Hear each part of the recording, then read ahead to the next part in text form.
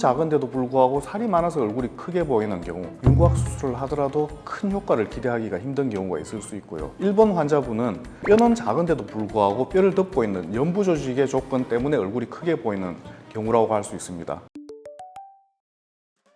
안녕하세요. 라비앙 성형외과 원장 정재영입니다. 제가 중요하게 생각하는 부분은 조화입니다.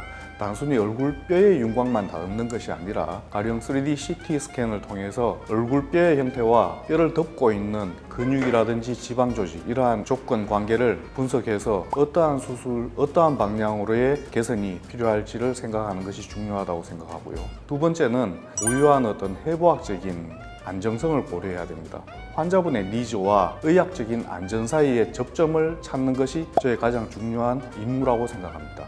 또한 수술을 진행하는 데 있어서도 가령 중안면부의 얼굴이라면 앞쪽 광대뼈를 무작정 줄이는 것이 아니라 얼굴 폭을 줄이는 게 필요할지, 혹은 아래턱을 다듬는 데 있어서도 귀밑각만 너무 다듬고 아래쪽에 체부의 윤곽을 남겨두게 되면 오히려 어색한 윤곽이 될 수도 있기 때문에 그 사람들 개개인의 모습에 맞추어서 적절한 수술의 방향을 결정하는 것이 중요하다고 생각합니다. 수술을 해도 효과를 못 보는 경우가 있는 건가요? 당연히 있을 수 있습니다. 뼈는 작은데도 불구하고 살이 많아서 얼굴이 크게 보이는 경우, 윤곽 수술을 하더라도 큰 효과를 기대하기가 힘든 경우가 있을 수 있고요. 얼굴의 양쪽 차이를 정밀하게 맞추고자 어떤 기대감을 가지고 수술을 결정하게 될 경우에는 수술 후에 굉장히 실망할 수 있습니다.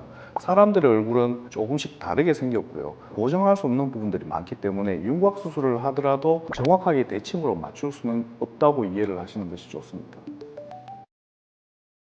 실제 저에게 상담을 오신 분들의 3D CT 이미지를 여러분들께 자료 화면으로 지금 보여드리고 있는데요. 1번과 2번 케이스 중에 어떠한 사례가 과연 윤곽 수술을 했을 때 더 효과가 있을 거라고 생각하십니까? 아마도 1번이라고 생각하시는 분들이 많으실 것 같은데요. 뼈의 형태는 2번 환자분의 뼈의 형태가 더 도드라져 있고, 1번 환자분은 뼈는 작은데도 불구하고 뼈를 덮고 있는 연부 조직의 조건 때문에 얼굴이 크게 보이는 경우라고 할 수 있습니다. 전문의와 충분히 상담을 거친 후에 실제 윤곽 수술이 효과가 있을지, 아니면 뼈를 덮고 있는 팔 조직의 조건을 바꾸어 주는 것이 더 필요할지를 미리 결정하는 것이 굉장히 중요하다고 할 수 있습니다. 수술 직후에 바로 가려진 거를 확인할 수 얼굴의 볼륨을 증대시키는 수술, 그러니까 이마에 보형물을 넣는다든지 코에 보형물을 넣는다든지 턱끝 보형물을 넣는다든지 이렇게 부족한 볼륨을 보충시켜주는 수술은 수술 직후에 굉장히 드라마틱한 변화를 체험할 수 있습니다. 하지만 줄어든 뼈가 바깥쪽에 있는 피부의 윤곽으로 반영되기까지는 반드시 다운타임이 필요할 수 있습니다. 따라서 이렇게 얼굴뼈를 줄여서 전체적인 얼굴형의 변화를 느끼기까지는 시간이 필요하다고 할 수 있습니다. 2주째 사진이 오히려 더 커 보이는. 실제 수술을 하고 나서 수술 후 2주째 경과를 보러 와서 굉장히 실망하시는 분들이 많거든요. 이 자료 영상에서 보시면 수술 전에 비해서 수술 후에 광대뼈의 윤곽은 줄어들었는데도 불구하고 광대뼈에서 피부 바깥쪽 섀도우까지 수술 전보다 수술 후에 오히려 더 늘어난 것을 볼 수 있습니다. 뼈를 덮고 있던 연부 조직, 살 조직의 조건이 바뀐 뼈 위에 새로 안착이 되지 못했는 까닭이고, 또 수술 후에 큰 붓기가 안쪽에 아직 잔존하고 있어서 그렇게 보이는 것입니다. 72시간 동안 만 3일째까지 수술 후 붓기가 점점 증가하게 됩니다. 이렇게 붓기가 증가하는 시기에는 연부 조직의 혈관을 수축시켜서 붓기를 억제해주는 방법이 필요합니다.